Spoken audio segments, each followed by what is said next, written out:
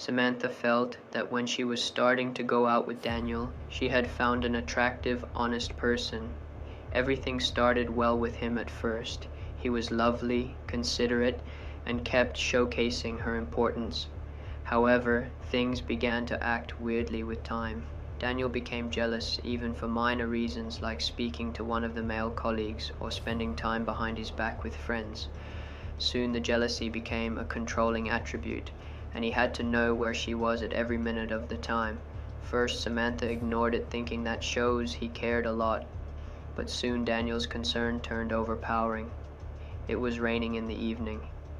After having a minor fight, Daniel reached Samantha's house without even knowing. He brought flowers for Samantha and wished not to lose her by apologizing. Samantha felt bad, so she let him spend the night. From there began a nightmare. The next morning, Daniel's mood changed entirely. He was no longer charming and he was furious. He ended up locking all the doors and taking her phone off the. "You don't need anyone else but me." For the next 3 days, Samantha was stuck in her own house, cut off from the world. Daniel's violence was merciless. He said that she was lying and took innocent moments in the relationship and turned them into betrayal. Every time she tried to tell him that's a lie, he got angry, breaking ribs, inflating eyes, and bruising the whole of her arms and legs. Samantha couldn't even stand for the pain, but Daniel felt no regret. His threats were scaring.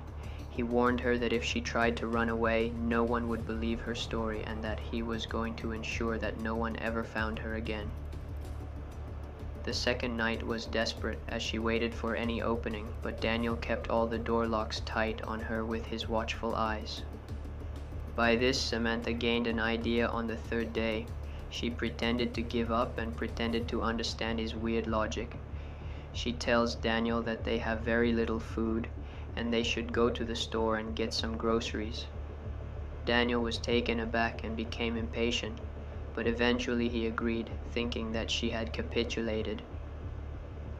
While walking to the grocery store, Samantha's heart pounded, as she knew this could be her only chance. She pretended to browse items on the shelves while waiting for just the right moment. When Daniel was distracted, Samantha simply walked to the back of the store and whispered a request to an employee.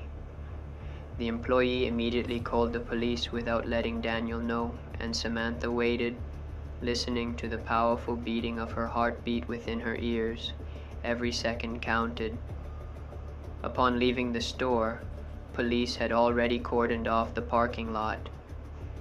Daniel sensed that there was no going back and began getting frightfully terrified.